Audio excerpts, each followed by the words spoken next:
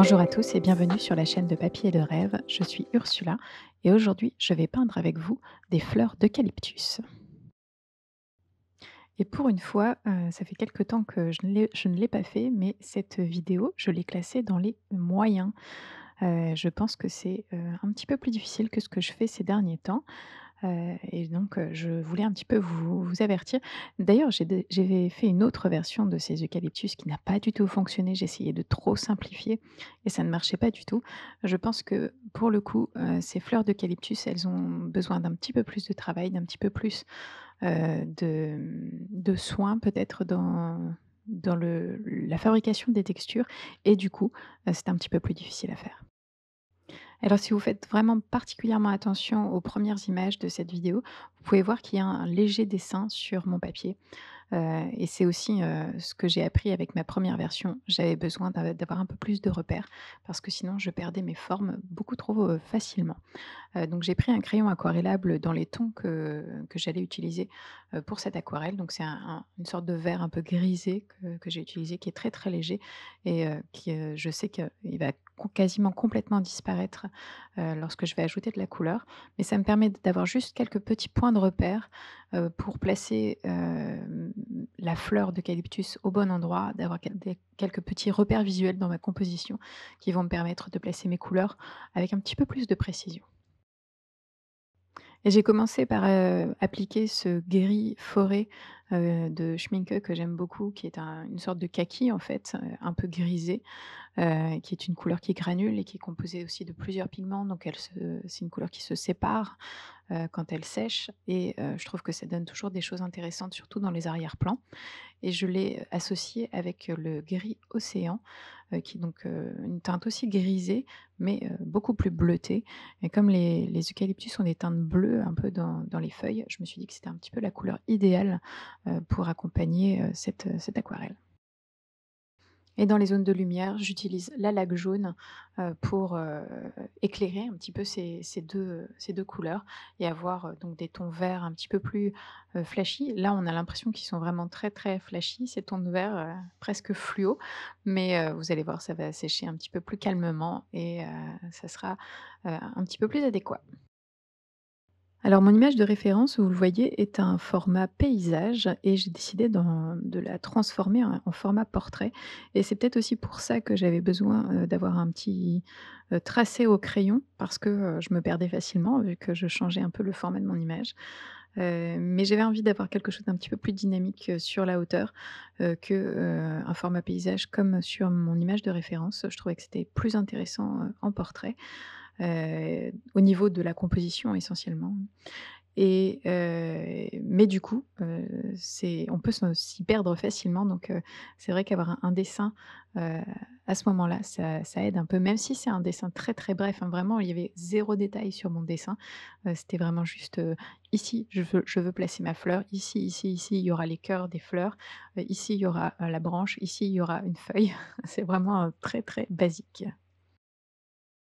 Alors les fleurs d'eucalyptus, c'est vraiment des fleurs un peu particulières, on a même presque du mal à les appeler fleurs, je trouve, mais en tout cas, ce sont ces, petits filaments blancs, en forme de grappe, comme un peu comme, une fleur de coton finalement, mais avec des petits filaments, et du coup, comme c'est, une fleur blanche sur un fond foncé, je fais attention à bien réserver les endroits où je veux avoir la fleur avec du blanc, pour éviter, d'avoir des problèmes parce que je ne peux pas récupérer de blanc une fois qu'il y a de la couleur qui est placée sur mon papier ou en tout cas c'est très difficile et comme ce sont, des filaments très éparses, j'essaie de garder bien des contours flous en fait sur ma fleur pour que, pour l'instant, il y ait cet aspect un petit peu cotonneux, et qu'on voit un petit peu, plus de la douceur en fait à ce moment-là.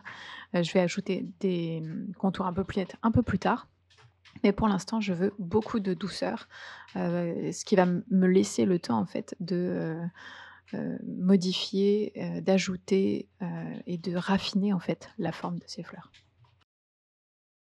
Alors tout au début, je vous parlais de ce gris, forêt, qui a une couleur, qui se sépare et je pense que là, vous pouvez le voir vraiment, extrêmement bien. Il y a des zones qui sont un peu plus orangées, un peu plus, couleur, rouille en fait et d'autres qui sont un peu plus grisées et c'est vraiment les 2 pigments de cette couleur qui se séparent sur le papier et pour ça, il y a pas vraiment besoin d'avoir un papier, spécifique, hein. J'utilise toujours un papier satiné, donc extrêmement lisse et pourtant, j'arrive à avoir de la granulation, j'arrive à avoir cette séparation des couleurs, qui est très intéressante, et ça me permet donc d'avoir toute cette texture qui se crée, sans que je n'ai rien à faire. C'est un peu la magie de l'aquarelle.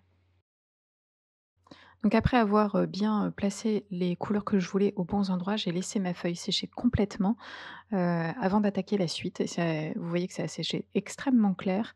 C'est souvent le cas avec les couleurs qui granulent, on a l'impression qu'elles sont très foncées quand on les applique, mais en fait, elles sèchent vraiment très, très, très clair. C'est pas forcément un problème, pour moi, c'est une bonne base, pour ma 2e couche donc je vois vraiment pas ça comme un problème du tout et donc du coup, je commence à rajouter, heu, des informations sur cette image.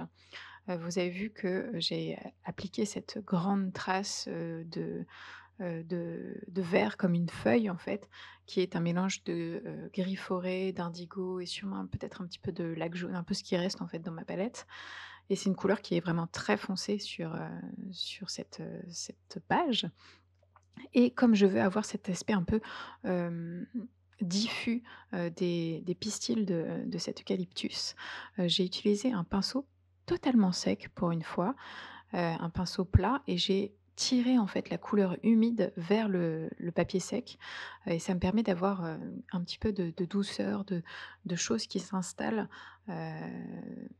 de texture en fait qui se crée un peu toute seule sans que j'ai, trop à travailler.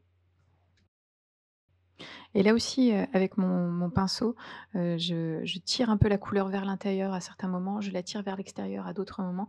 Je sais pas si vous avez remarqué, mais quand je la tire vers l'extérieur, j'essaie de donner un grand coup, vers le plus loin possible en fait, pour que la goutte de pigment qui est sur mon pinceau aille le plus loin possible de la zone, de ma fleur pour qu'elle elle ne, contamine pas, ma fleur de nouveau en fait.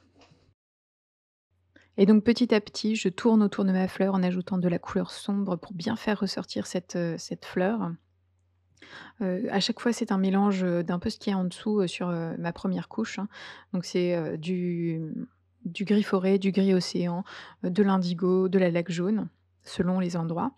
J'essaye toujours de modifier un petit peu mon verre pour qu'il soit, un petit peu différent partout comme ça et il ça reste intéressant.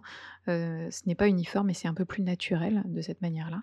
Mais voilà, je tourne autour de ma fleur petit à petit en, peignant en négatif. Parce que pour le coup, c'est vraiment de la peinture en négatif. Je peins autour de mon sujet plutôt que le sujet lui-même, et je crée en fait, je fais apparaître cette fleur petit à petit.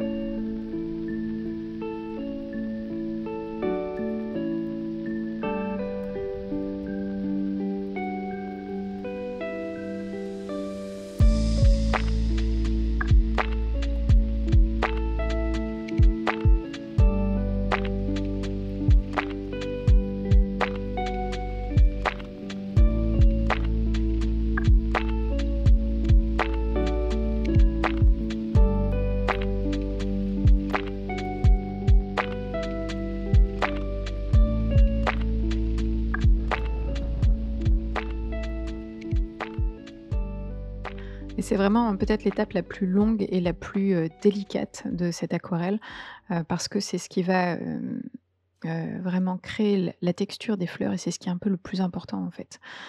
Donc ajouter toutes ces couleurs autour des fleurs, la texture, essayer de bien faire en sorte que, les couleurs qu'on amène à ces endroits-là n'aillent pas trop vers le blanc, et restent bien à leur place.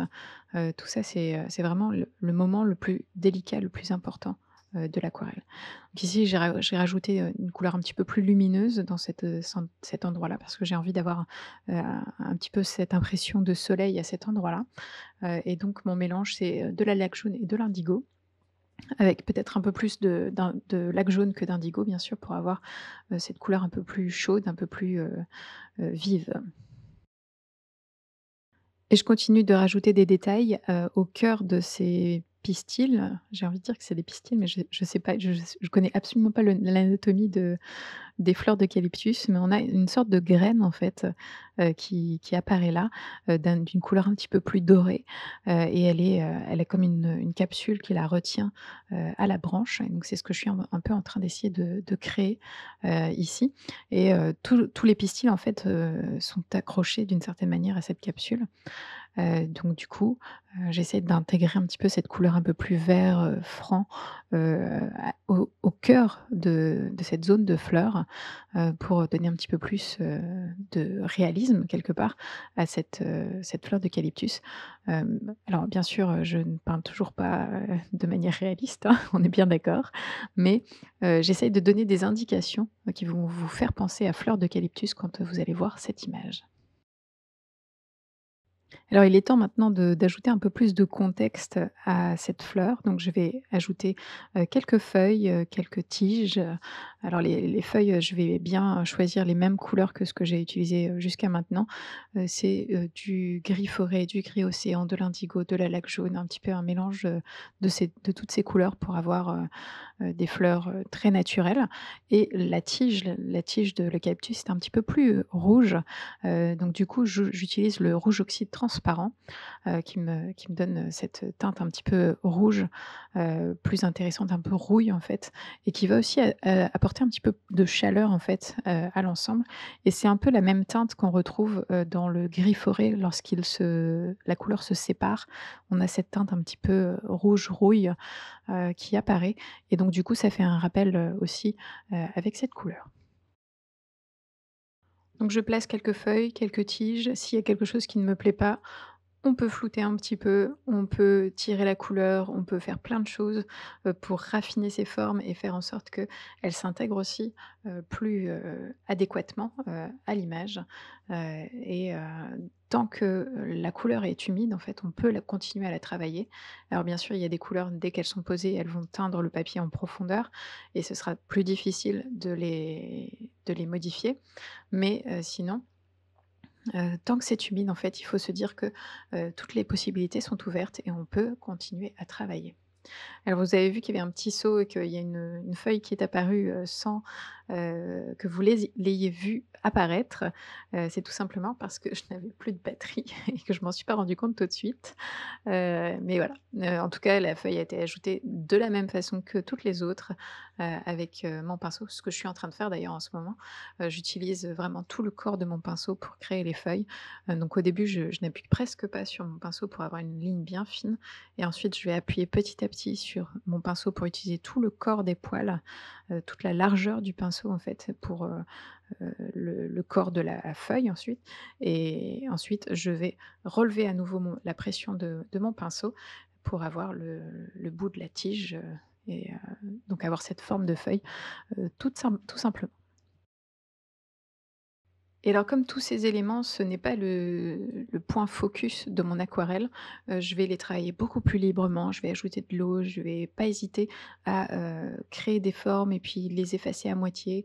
C'est vraiment un moment où on peut s'amuser aussi, l'arrière-plan parce que, ça a beaucoup moins besoin de précision, que les autres éléments et donc on peut laisser couler l'eau, on peut rendre tout, un peu plus fluide, et vraiment, vraiment s'amuser avec les couleurs, les granulations, et tout ça.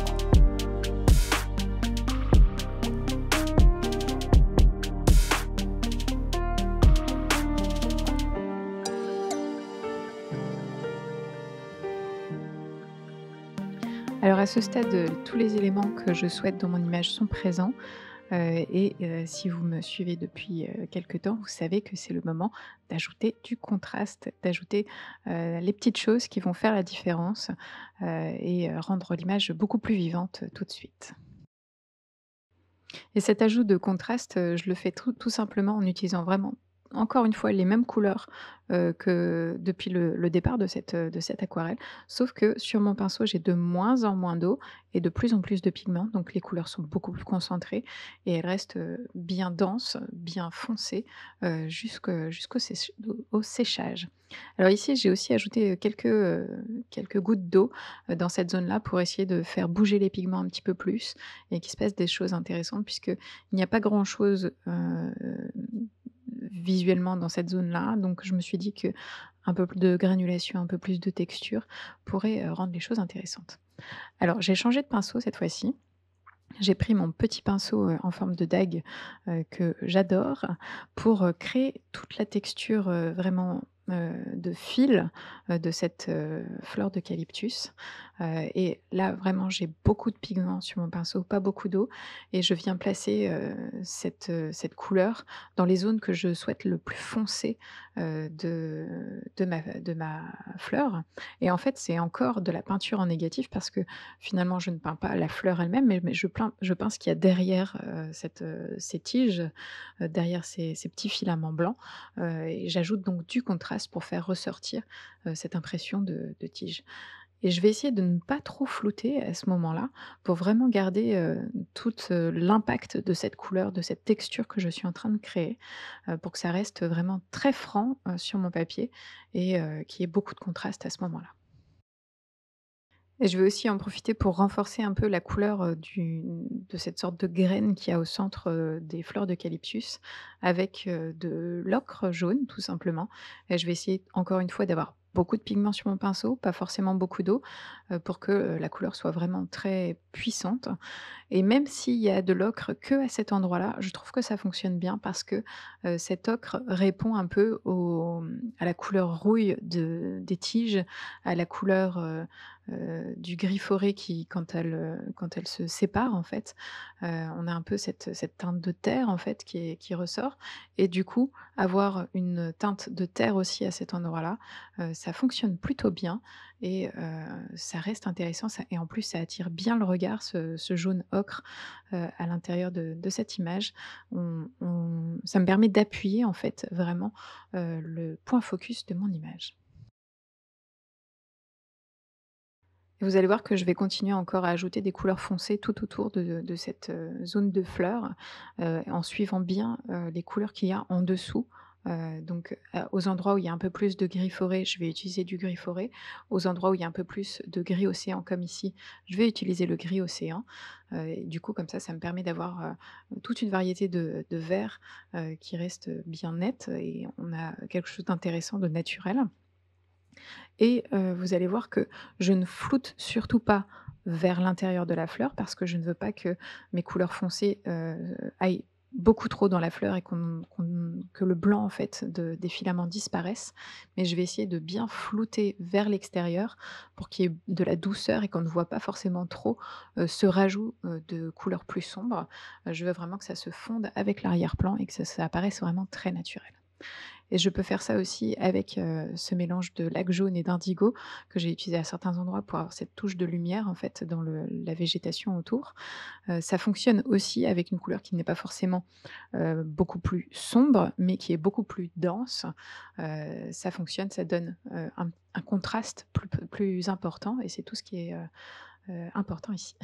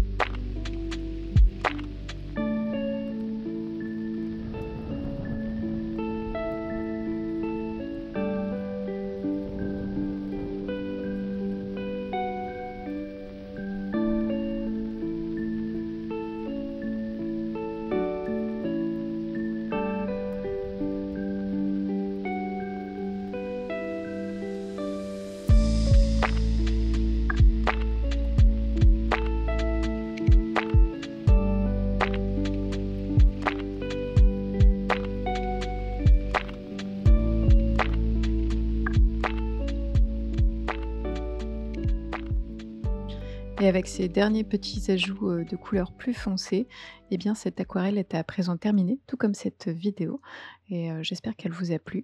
N'hésitez pas à aller faire un tour sur le blog pour plus d'informations sur cette image, et bien sûr, dites-moi ce que vous en pensez dans les commentaires. À bientôt.